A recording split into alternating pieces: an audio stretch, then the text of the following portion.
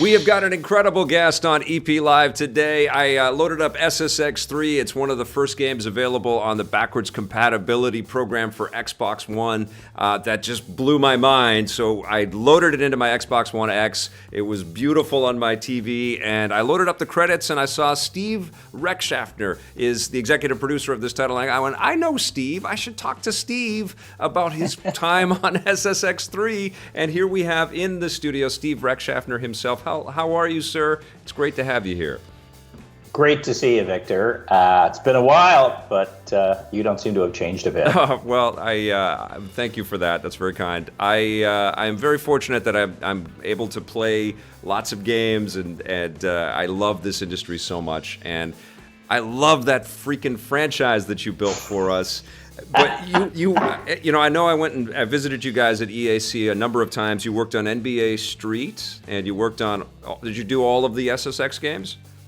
Yeah, when I first joined EA in 1994, I had an idea because I had started an event called Border Cross in the real world, yep. Which I thought, let's make a game out of this, and I finally got a chance to start on it in the late 90s for launch of PlayStation 2. And so I did SSX, SSX Tricky, and then SSX 3. And then I moved on to some other stuff, and those were the last ones I did. That's amazing. So let's roll back here for a second. Before you made video games, were you a professional snowboarder? Is that what you were doing, or? No, I actually was a World Cup freestyle skier many decades ago. Unreal. And I actually got to witness the birth of snowboarding because I used to coach kids at Stratton Mountain, Vermont after I stopped competing, and there was a guy there called Jake Burton Carpenter that was making these snowboards in his garage. So I tried it early on, and then later on when I was running the marketing of Swatch, they started putting on events, so I sponsored the first snowboarding world championship. So I've been around snowboarding for a long time. I've been snowboarding for a long time.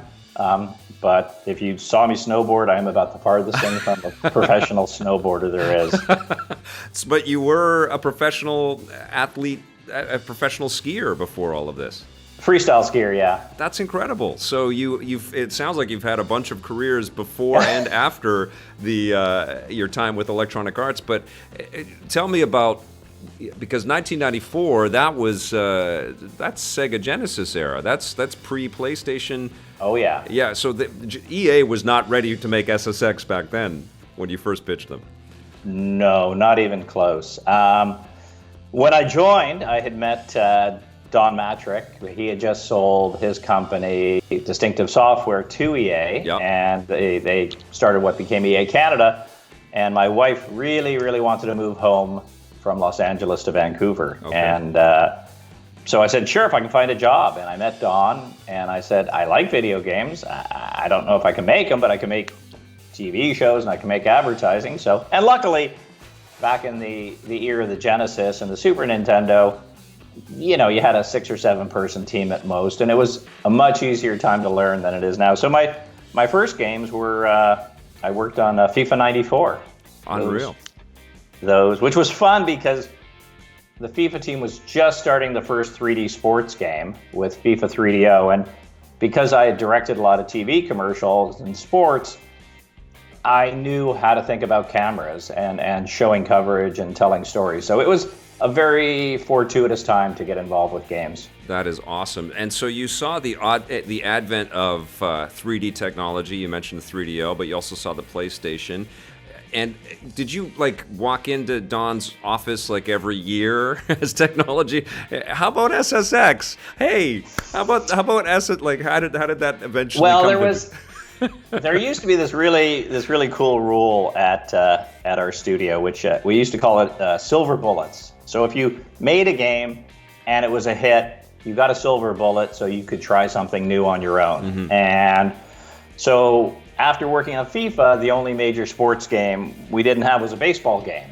Right. So I was looking to build my own development group, and I said, can I do baseball? So based on my FIFA work, I got to start Triple Play Baseball. Awesome. And that succeeded. Yes. And out of that, I said, how can we start working on the snowboard idea? And it was a guy called Paul Lee. Yep, who I really know Paul. Ran the operations side, which kind of let me sneak 3 extra people onto my team, add them on, that actually weren't working on baseball. They were working on building the engine that would become the first SSX. And in the beginning, we didn't actually target it for the PlayStation 2. We were thinking about doing it on the Sega, I think it was the Sega Saturn. Yes, yeah.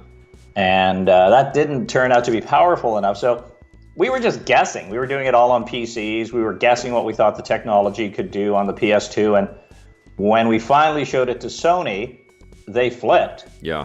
And they brought a bunch of our dev team over to Japan and worked. Some of our engineers worked in the studio in Tokyo to get it ready for launch in Japan for the PlayStation 2, which was, I don't know, 3 to 6 months before North America. So it was a really cool experience. Well, you know, a lot of people that are watching this might not remember, but PlayStation 2 launched with a fireworks game, Fantavision, I think it was the name of it, and SSX. And SSX was like so good that it kind of showcased what this machine was capable of, and also what 3D game development was like. It was the bar, you know. You guys came out with a brand new IP, brand new concept, brand new game, but it raised the bar on what video games were. It must have felt amazing.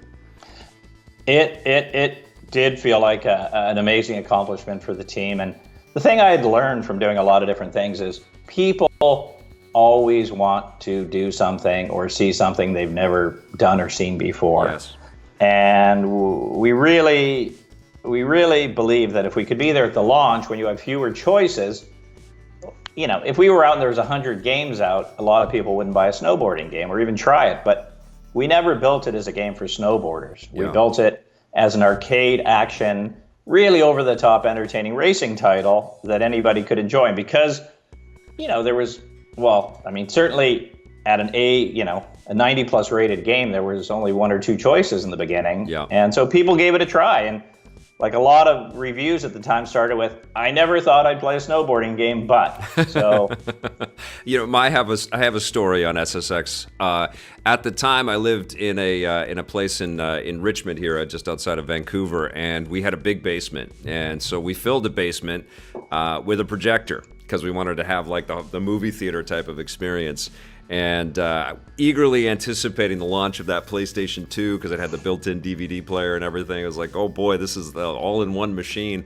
And I loaded in SSX, and it was so big on the screen, I got vertigo. I felt like I was going to barf. It was such an incredible, immersive experience. And it was like, oh, I can't believe what I'm doing right now. So hats off, you almost made me barf with your game, which is we maybe should have had an anti-nausea warning. Well, there was a moment. I had a big screen set up myself, and I had a basement. My kids were really young. It was kind of like a game lab. Yeah.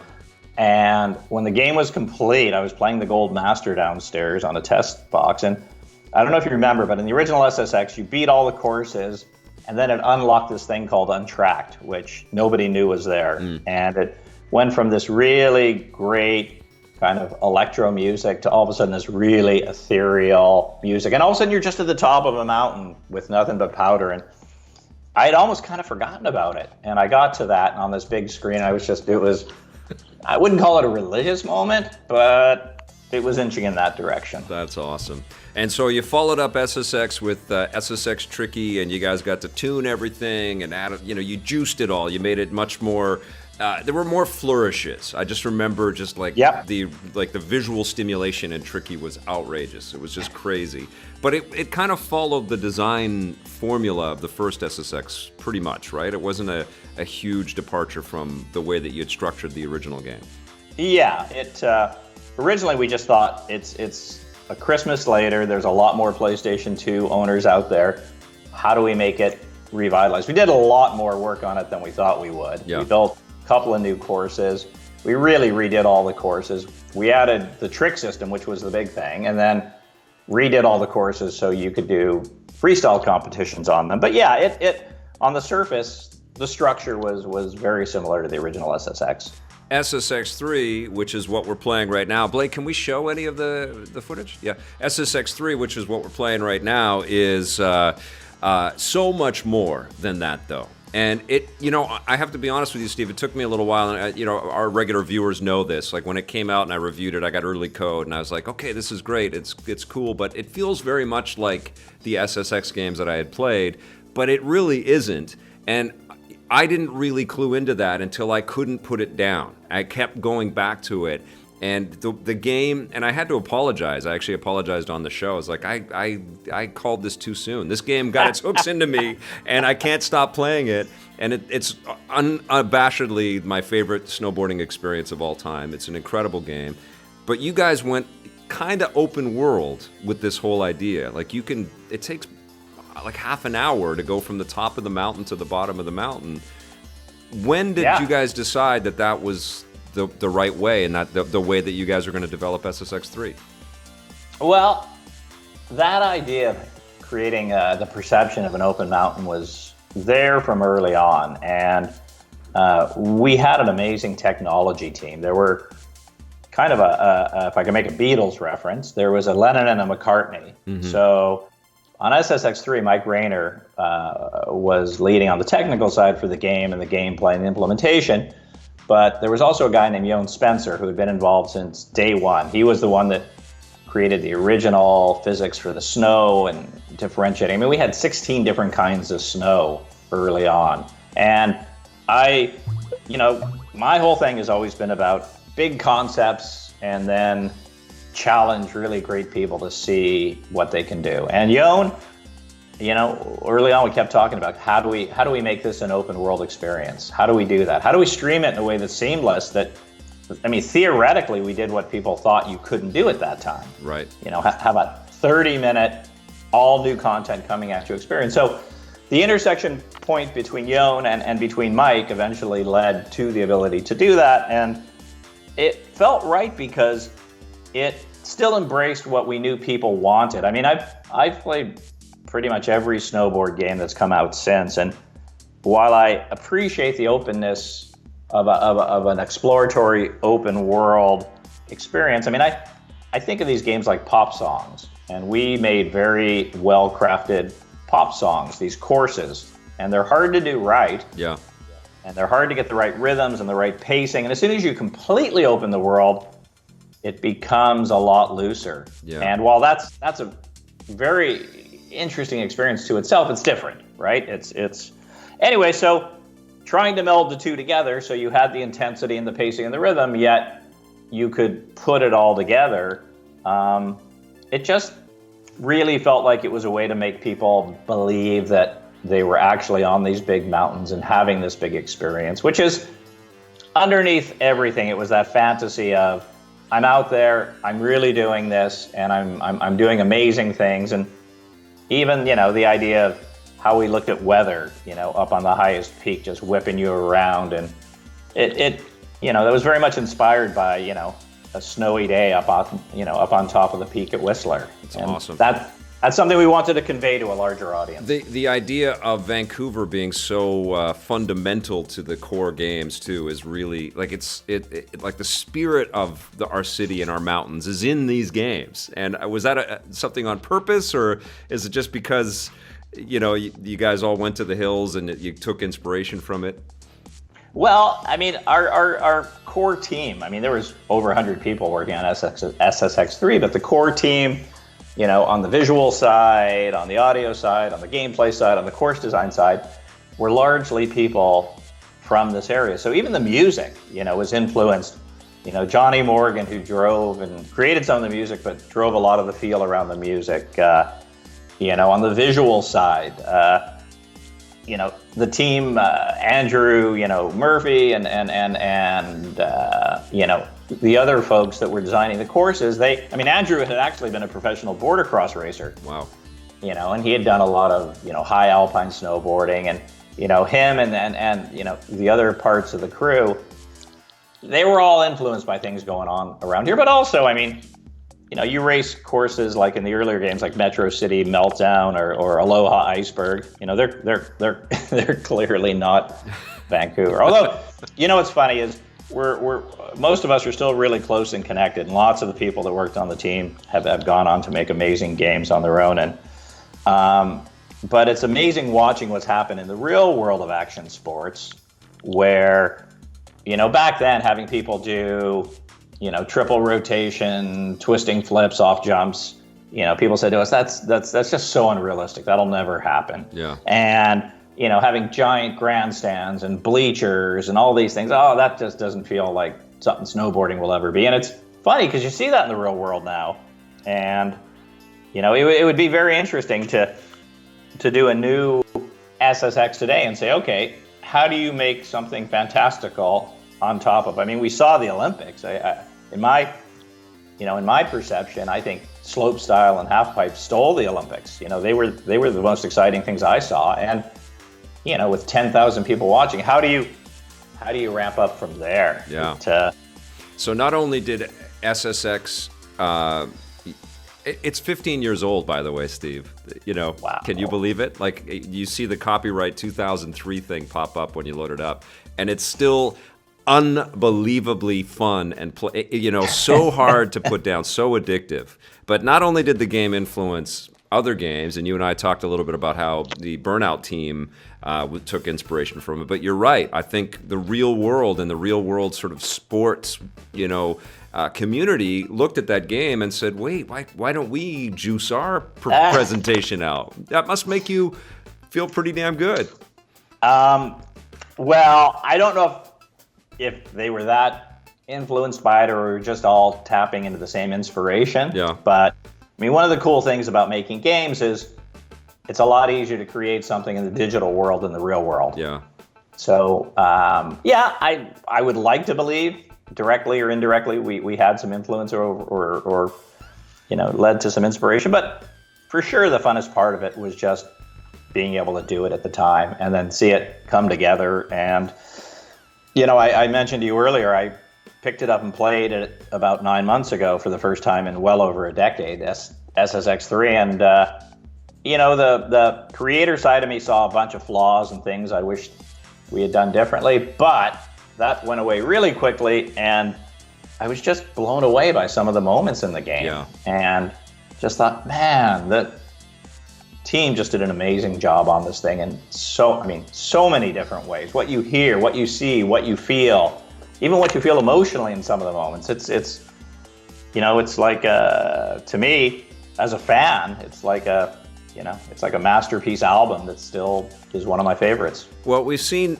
the industry kind of distance itself from a lot of these action sports titles. Why? Why do you think that's the case, Steve? Well, I think there's different ways to break this down. One is there are literally action sports titles that are trying to be simulations of an action sport, discipline, be it skiing or surfing or BMX or skateboarding. And then there's ones that are over the top and really blend the line between an arcade action game, right, and the theme happens to be there. I think with the whole category of action arcade, I think when there's really excellent A+ experiences, it thrives. And when they're B or less quality, they're just not as engaging, and they just don't stand out. There's a zillion kind of off-road racing games that are BB+, and they're fun to play, but they don't capture your imagination in the same way. So I have the hope that if, lots of these big companies now are talking about the idea of streaming games, and I hope with the idea of streaming and trying to grow the audience way beyond the core gamer, maybe some of these will have an opportunity to, whether it's old titles being recreated or just new ideas. Yeah. I grew up on Action Arcade. I grew up on NBA Jam and NFL Blitz, and I love those games. Yes. I think a new generation might be ready for it. Yeah, we had Michael Mindheim on the show not too long ago. He worked on the Mutant, I think it was Mutant League Football for EA. But, oh my God! But he just relaunched Bones Jackson was the quarterback. Yes, exactly. And he just relaunched Mutant Football League, and that was released this year on Xbox One and PlayStation. And he said a lot of the same things, and I totally subscribe to that philosophy as well. There's the NBA Playgrounds group from Sabre, which is trying to pick up the baton from NBA Jam and NBA Street. You worked on NBA Street as well. I loved that freaking series. That was an amazing series of games. Tell me. I was really fortunate. There was a team, Daryl Anselmo and Josh Holmes, who went on to take over the Halo franchise, and Will Moselle, who went on to run the EA or the Vancouver studio for Microsoft. They started that game just after we did SSX, and then I was asked to bring that into my group, and so we did along with Will, we did NBA Street 2, and I picked that game up as well because once I bought an old PlayStation 2 again, I wanted to play that to see. My youngest son and I used to play it endlessly, and so I got him over and we played it, and that is another game that holds up really well. And it's the sound of it is amazing. It's not just the soundtrack; it's the sound effects in it. There's a series that's just come out on Netflix about hip hop music producers, and Just Blaze, who's one of the executive producers and featured in it. He did a lot of the sound design in that game, and it's amazing. And the layers of the gameplay, and I can remember at the time having to fight with upper management because we had this very animated, cartoony style, exaggerated look to the game. We had players that weren't trying to be photorealistic, and I was being told, well, that's not the trend. We got to do this, and that's the fun thing about trying to do it differently. Being able to stand up and Will and his team did an amazing job, and being able to do something that looked different and felt different, and that's a game that's another one I'd love to see come back. I don't know if you see it, but I get sent this stuff all the time. They were doing a lot of highlights this year of NBA players, and they would describe it as going full NBA Street 2, and they were grabbing the visual effects and the soundtrack from NBA Street 2 and putting them on top of Steph Curry or putting them on top of other players. So that's fantastic.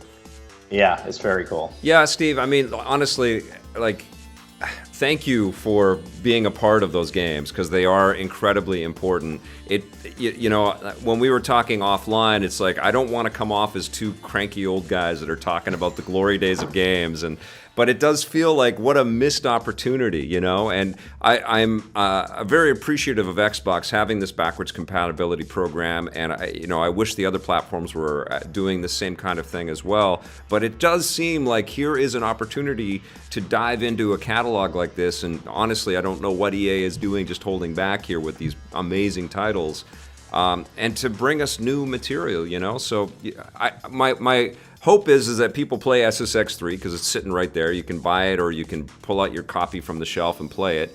But also that the industry kind of pays attention to the importance of that game and games like NBA Street as well, and the NBA Jam and Blitz and all that. And we find a way to bring some of that material back because it's really missed, man. And maybe part of the problem is you guys did such a great job 15 years ago, and even longer and even earlier than that they have stood the test of time, and they are still so important and still playable. We just don't have the machines to play them on. Yeah, I greatly appreciate what you've just said. My biggest hope is if people look at not necessarily the games, because there were other SSX games, there were other Street games. They don't look at just the game or the title or the intellectual property. They look at what are the values of the game? What did it embrace? What did it try and do? And yeah, teams are very important too, but you can put different people together and create things differently than you would have. But yeah, I would love just to see the whole category come back in a big way. In the same way that Netflix as a distribution platform has given rise to a whole bunch of new and new versions of old content, because there's a broader audience out there who has an insatiable appetite and is willing to try new things. So, yeah, from your mouth to Andrew Wilson's ears at EA. Got my number. Let's make that happen. You know, at Xbox, since you've already opened up the door and you're letting people play SSX 3, reach out to EA and pick up some of these incredible franchises, man, and make them Xbox exclusive. People would flip out for something like that. And if anybody's watching this that works in Redmond at Microsoft, please walk to Phil Spencer's office and say thank you from me to him for getting this onto Xbox. That's amazing that a whole new generation of people can play the game. So thank you for that too. That's great. That's awesome. Steve, thank you so much. Continued success in your career. We didn't get into what you're working on these days, but I definitely would love to have you back on. And you know, maybe one day we even do like a little sort of reunion with some of your SSX comrades. That would be really fun. And thank you for, you know, for you've always been an incredible supporter. When we started the EA Sports big brand, you were a supporter day one, and you know you've been a big supporter of all the games we did back in that time. So, and I mean, I don't know if people appreciate this, but how long you have been a part of this industry and all the things you have seen firsthand. I mean, it's amazing. I can't even imagine the archive of material you must have. It's pretty great, and it's a real privilege, and it's a joy to speak with people like you, my friend. Thank you, and we'll have you back as soon as we can, okay? My pleasure. All right, take care.